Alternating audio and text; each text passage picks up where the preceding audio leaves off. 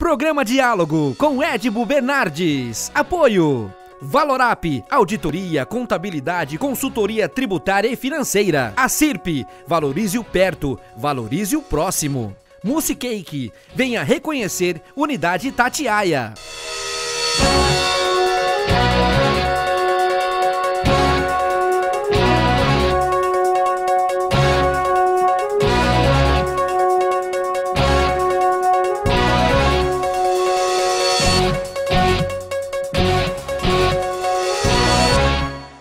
Olá, estamos iniciando mais um diálogo com uma pessoa que, talvez vocês não reconheçam essa pessoa, mas a voz dela eu tenho certeza que muita gente de manhã até às 14 horas, todos os dias, está acostumado a ouvir. Eu vou soltar só a voz dela, sem mostrar quem é, vocês vão ver se vocês conhecem. Vamos lá. Bom dia, Milton. Bom dia aos ouvintes do Jornal da CBN. Isso, Cássia Godoy, muito obrigado por falar com a gente, Cássia. O povo só quem entra na internet para ver quem que é a Cássia Godoy, né?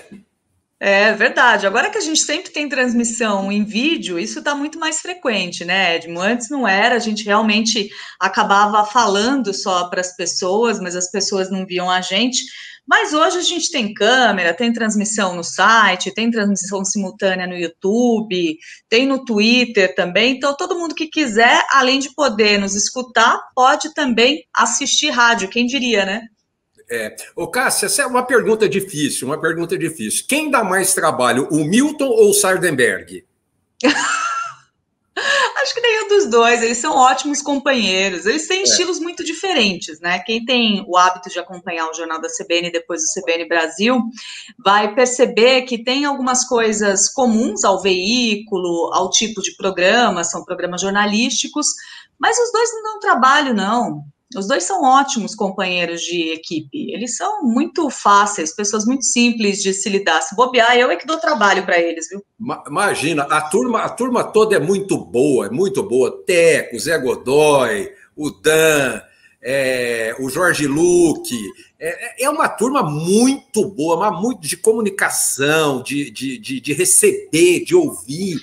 É tão gostoso os jornais, os dois, a primeira edição e o da hora do almoço, o segundo, quer dizer que é uma delícia ouvir vocês.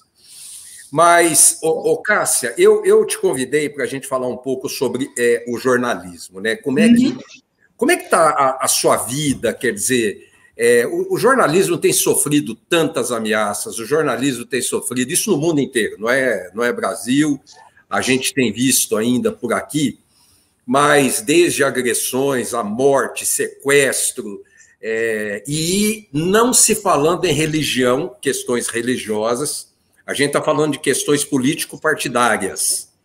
Como é que está essa vida? Como é que você está vendo isso? É difícil, né? Em alguns momentos a gente percebe, até porque na rádio, por exemplo, né, a gente tem muita troca com o ouvinte em tempo real. Então, no momento em que eu estou apresentando jornais, eu fico com o WhatsApp do ouvinte aberto na minha tela, e não tem nenhum tipo de filtro, nenhum tipo de curadoria, digamos assim. Todas as mensagens que chegam no WhatsApp, elas já aparecem direto na tela do meu computador. E aí tem de tudo, né, Edmo? Tem coisas bacanas, tem um retorno bom, tem o compartilhamento de informações, mas tem também aquelas mensagens que não são legais, tem os acessos de raiva das pessoas, tem muita falta de compreensão sobre qual é o papel do jornalista, qual é o papel da imprensa, né? O papel da imprensa não é torcer a favor nem torcer contra determinado governo, né? A gente está ali para narrar o que está acontecendo, a gente está ali também para fiscalizar o que está acontecendo, para apontar o dedo para o que está acontecendo. E muitas pessoas enxergam isso como ser a favor ou contra determinado governo, determinada esfera de poder, e obviamente que não é nada disso. E a gente tem hoje em dia, né, não dá para deixar de dizer isso, a gente tem um presidente da República que estimula esse tipo de comportamento e essa visão distorcida sobre o que é papel dos jornalistas e o que não é papel dos jornalistas. Então é um momento muito delicado. Mas eu arrisco dizer o seguinte, apesar de ser um momento difícil, de muitas vezes a gente ter um retorno que não é positivo, os bons são maioria, as mensagens boas, o retorno bom, isso é a maior parte do meu trabalho. Então, acho que isso que me ajuda a conviver com essa outra parte que não é tão boa assim. Também a gente tem que saber lidar com isso. Não é um problema você lidar com o que é diferente ou com divergências de opinião ou divergências ideológicas, essa não é a questão. O problema é a agressividade, a não aceitação do outro. Isso, infelizmente, é uma coisa com que a gente tem convivido recentemente. Mas não é a maioria, não. É uma minoria, mas é uma minoria barulhenta. Mas você também tem que segurar um pouco, né? Porque você, de qualquer forma, nós, né, de uma maneira geral, não podemos exprimir a nossa opinião, o nosso sentimento, o nosso partido, nem em time de futebol. Eu não posso dizer nem que time de futebol que eu torço, senão amanhã eu estou na sarjeta caído com a boca cheia de formiga.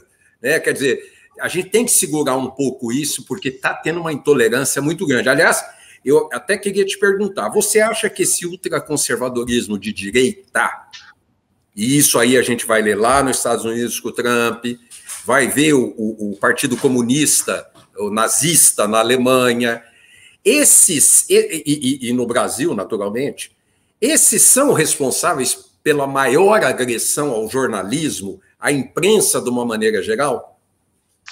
Eu acho que sim. Como eu te disse, eu acho que tem uma minoria muito ruidosa. Eu acho que a gente pode dizer, sim, que é a maior parte, mas a gente não deve ignorar o restante, não. Acho que tem pessoas equivocadas de todas as matizes ideológicas. Mas, sim, eu diria que quando a gente pensa num extremismo de direita, a gente identifica muitas dessas pessoas que se manifestam contra a liberdade de expressão, por exemplo, infelizmente. Porque fica que no Brasil, esse lado esquerda, que para mim não tem direita, não tem esquerda, é uma confusão no Brasil, ideologia no Brasil é uma confusão que nem eles sabem o que eles fazem, mas tudo bem.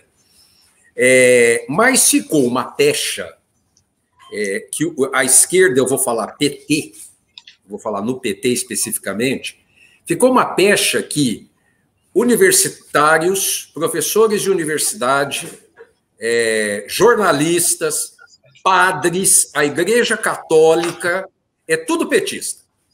Tudo petista. Isso é uma pecha que pegou e como se não tivesse tido nenhuma crítica quando o Lula foi presidente, quando a Dilma foi presidente, né?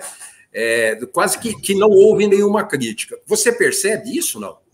Ah, tem isso, sem dúvida nenhuma. As pessoas esquecem de um passado muito recente da nossa história, né? Mas sabe o que eu acho mais engraçado? Mais do que as pessoas que taxam todo esse grupo aí que você elencou como petista, e as pessoas que dizem que é todo mundo comunista, né? Que, de repente, esse governo veio para salvar o Brasil do comunismo. A gente nunca teve isso aqui, gente. As pessoas não têm nem noção do que é o comunismo.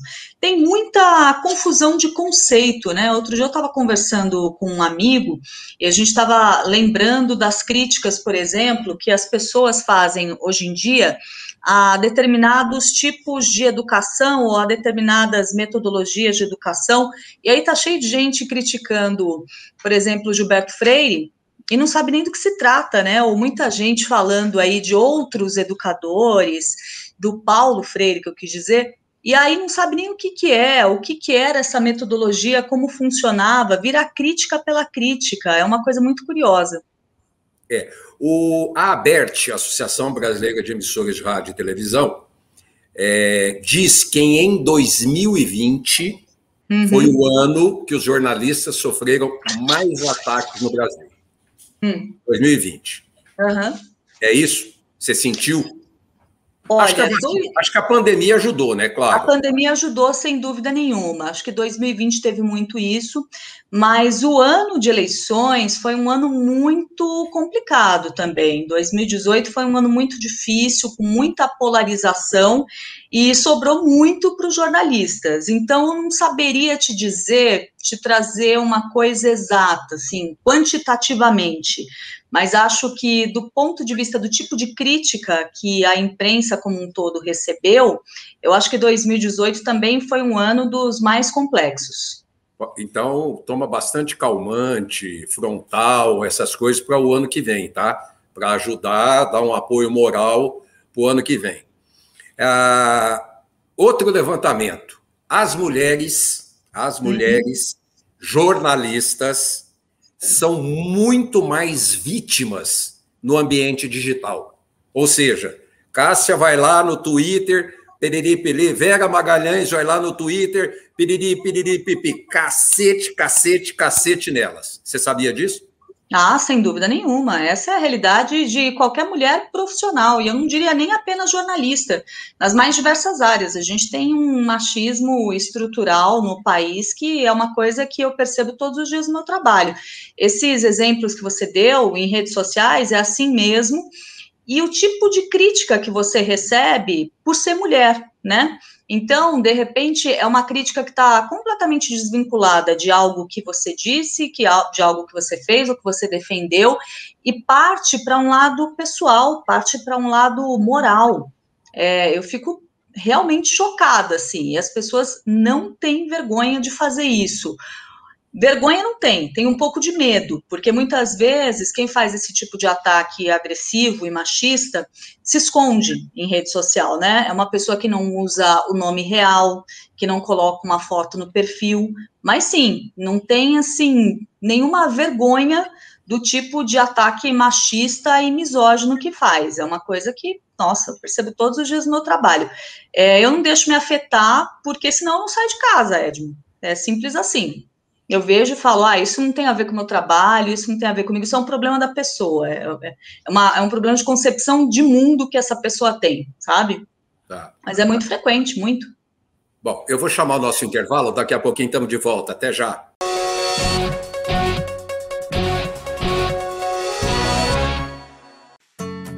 Hoje eu quero aquela brusqueta de pepperoni. Eu não vejo a hora de provar o confit de pato. Ou será que peço o risoto de carne seca, hein? E eu mereço brownie de sobremesa. Eu vou pedir a torta de chocolate com gelé de damasco. Nossa, a gente nem chegou e já tá pensando na sobremesa. O mousse cake da Itatiaia agora é My Mousse Cake. O mousse cake que você sempre amou, com tudo que você sempre pediu. 1924. O desafio está no ar.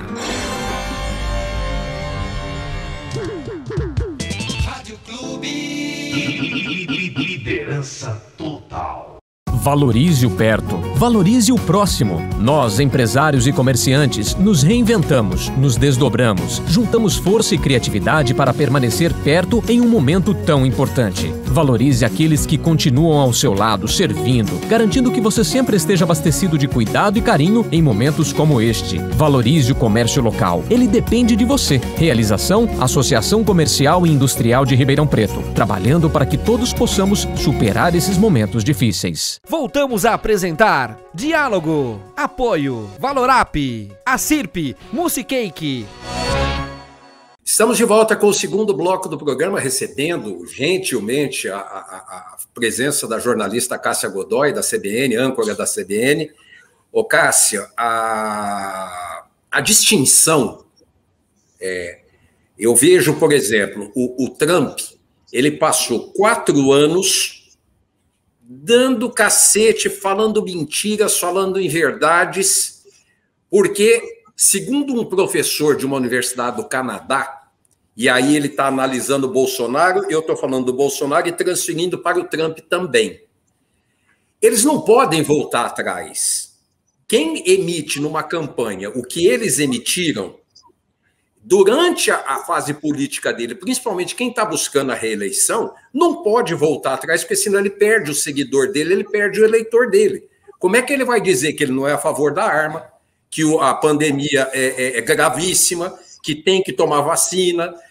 Como ele disse numa entrevista da Rede TV, que como é que vai comprar a vacina da Pfizer no meio do ano, se não era aprovada pela Anvisa, como se ele não comprou 100 milhões da AstraZeneca, sem ser aprovada pela Anvisa. Mas esse professor do Canadá, ele disse isso. E faz todo sentido, realmente. É difícil ter um recuo em relação ao que ajudou essas pessoas, inclusive, a se estabelecerem. Da mesma maneira que eu acho que fica muito difícil para esse tipo de líder político recuar de posições retrógradas, mesmo quando ele percebe que isso, do ponto de vista de popularidade, vai começar a afetá-lo negativamente, eu também acho difícil, Edmo, dizer que pessoas que escolheram essas pessoas, que votaram em determinados candidatos, votaram enganadas, ou não sabiam quem eram essas pessoas. E aí a gente pode estender isso para o Trump, a gente pode estender isso para o Bolsonaro, porque são dirigentes que nunca se esconderam, que sempre revelaram exatamente tudo o que eles pensavam em relação a pautas de costumes, em relação à política econômica. Eu fico espantada, por exemplo, com pessoas que se surpreendem com o fato de, nesse momento, ter uma divergência aí entre o ministro da Economia e o presidente da República, e as pessoas se surpreendendo que o Bolsonaro não é um presidente, do ponto de vista econômico, liberal. Ele nunca foi liberal. Ele fez essa aliança com o Paulo Guedes porque isso se somou à plataforma dele eleitoral, falando de alguém que tinha bom trânsito no mercado financeiro, mas ele nunca foi um político liberal, digamos assim. E ele teve uma vida política longa, foi um político do baixo clero, mas teve diversos mandatos, tem a família toda envolvida com política, então todos conheciam a plataforma dele muito bem. Da mesma maneira, Donald Trump, todo mundo sabia com quem se estava lidando. E mesmo assim, ele foi eleito. Então essas pessoas não podem dizer que foram surpreendidas. E esses líderes políticos, eles também não conseguem recuar de determinados posicionamentos, porque foi esse tipo de posicionamento que os colocou numa situação de poder. Ô, Cássia, o jornalismo investigativo acabou? Não, acho de maneira nenhuma que acabou. Eu acho que ele está um pouco, talvez, diluído em iniciativas mais pulverizadas, mas não acho que acabou. Eu acho que quando você vai diversas iniciativas, até mesmo uma iniciativa que parece contraditória, parece que é uma coisa que deveria ser inerente ao jornalismo, mas nem sempre é, quando você pega as agências de checagem de fatos, né? Você fala, nossa, mas para que tem uma agência de checagem de fatos se esse já é um trabalho jornalístico? Mas você consegue, com agências de checagem de fatos, ter aí uma pulverização de profissionais em diferentes áreas e consegue fazer um trabalho mais aprofundado em determinadas áreas. E isso não deixa de ser jornalismo investigativo. Tá aí.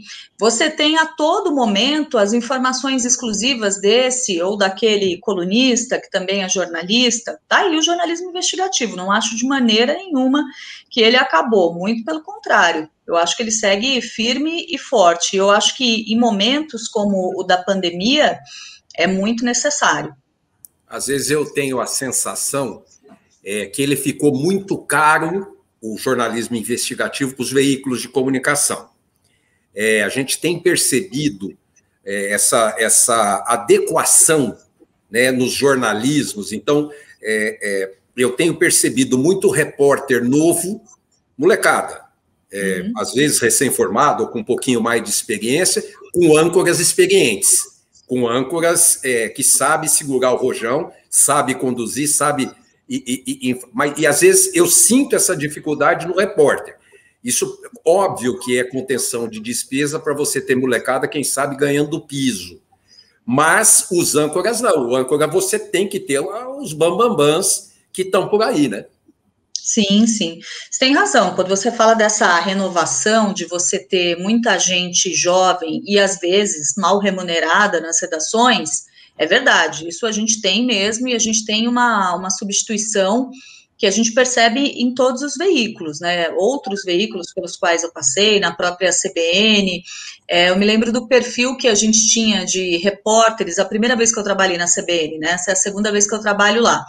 E realmente era todo mundo mais velho. Hoje você tem gente muito jovem em todas as áreas. Não acho que seja uma prerrogativa da rádio, acontece também nos outros veículos e tem a ver com a situação econômica, né?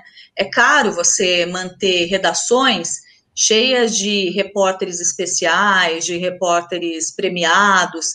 Está muito difícil, ao mesmo tempo você tem uma oferta de mão de obra de toda a ordem, gente muito boa, gente muito qualificada, mas ao mesmo tempo você tem muita gente que está começando, que pode ser muito boa, que tem muito potencial, mas que ainda está no início e que é muito barato, né, Edmo? É você pegar nos bancos escolares, nos bancos das faculdades, às vezes nem terminaram um curso. O que talvez esses profissionais não tenham de experiência, não tenham de cabedal, eles têm de interesse, eles têm de afinco, e acaba se tornando um negócio interessante para as redações quando a gente pensa do ponto de vista corporativo, do que isso significa em relação à folha de pagamento daquelas empresas.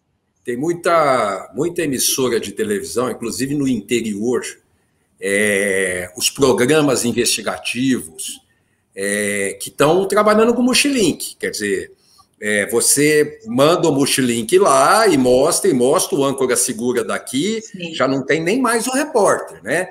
Então, isso me preocupa muito, porque o olhar do jornalista, o foco do jornalista, o que ele percebe por ali, muitas vezes um motorista de moto não consegue ver onde está o detalhe, onde está a coisa. Muitas vezes a gente perde, né, um lance, uma coisa inevitável dentro de uma situação.